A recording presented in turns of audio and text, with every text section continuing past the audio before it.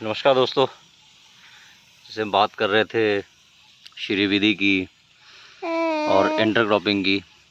तो जैसे हमने आपको दिखाया था कि सरसों में कैसे श्री विधि से दूरी बढ़ा के और उसमें कुछ अंतर फसलें लगाई जा सकती हैं। तो श्री विधि हर फसल में कामयाब है, तो आपको जो है वो ट्राई करना है। पौधों में थोड़ी दूरी बढ़ा के रखनी है, एक्सपेरिमेंट कीजिए। कई जो फसलें हैं उनके बारे में किताबें जो पैकेज ऑफ प्रैक्टिस है अवेलेबल हैं, और कई फसलें उनका नहीं है। तो अगर आपको विज्ञान समझ में आता है तो आप अपने फार्मूले जो है वो निकाल सकते हो, अपने मॉडल तैयार कर सकते हो। अलग अलग एक्सपर्ट हैं जिन्होंने श्री विधि के प्रिंसिपल को समझ के, उसके विज्ञान को समझ के अपनी तकनीकें बनाई हैं। पाकिस्तान में डॉक्टर आसिफ शरीफ हैं, पंजाब में डॉक्टर अवतार सिंह जी हैं। ऐसे बहुत सारे जो एक्सपर्ट हैं उन्होंने यही तकनीकें जो है उनको अपनाया है।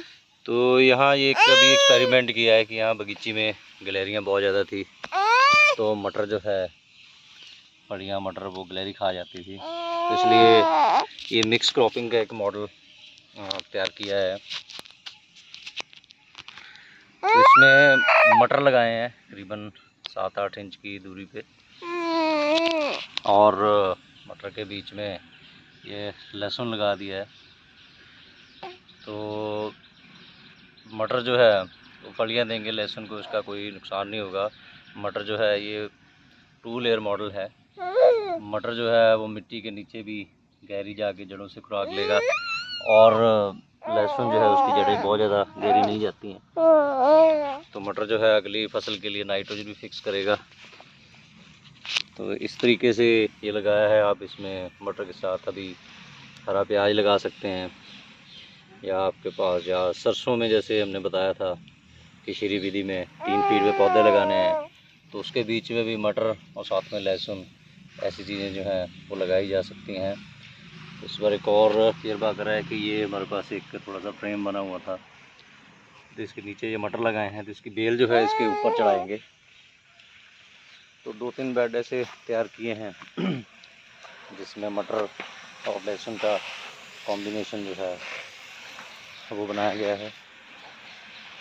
तो ये एक लहसुन जो है वो जो हमारा बेड है उसके कॉर्नर पे लगाया गया है, और मटर थोड़ा पीछे लगाया क्योंकि मटर को पानी की कम ज़रूरत रहती है। तो इस तरीके से आप जो है वो तजर्बे कर सकते हैं।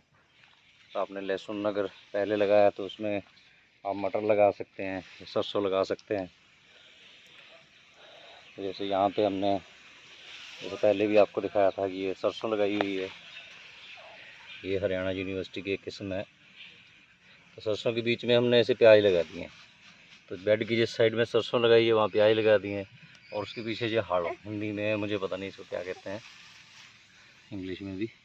तो ये हाड़ों जो है वो लगाई हुई है ये सब्ज़ी खाने के लिए। तो ऐसे ये 2 लाइन में तकरीबन 2.5-3 फीट की दूरी पे सरसों है। तो हमने तो साग ही खाना है, फिर भी हमने ये दूर दूर लगाई है, और बीच में ऐसे जो है प्याज लगा दिया है। तो जब प्याज धीरे धीरे निकालते रहेंगे, सरसों बढ़ती रहेगी, इसमें कुछ और लगा देंगे। तो इस तरीके से जो है मिक्स क्रॉपिंग और श्री विधि जो है वो की जा सकती है। जैसे ये बैंगन है, बैंगन बीच में एक पौधा जो है वो मर गया था, तो हमने इसको खाली नहीं छोड़ा है। तो यहाँ पे दोनों साइड में मूलियाँ लगा दी है, और इसमें भी सेंटर में जो है वो मटर लगा दिए हैं। तो मटर अभी निकलने शुरू हो गए हैं। तो कोई भी जगह खाली नहीं छोड़नी है, तो कुछ ना कुछ आपको लगाते रहना है। तो ये बैंगन थे, दोबारा ये यूनिट हो रहे हैं, तो इसके बीच में भी ऐसे मूलियाँ लगा दी हैं।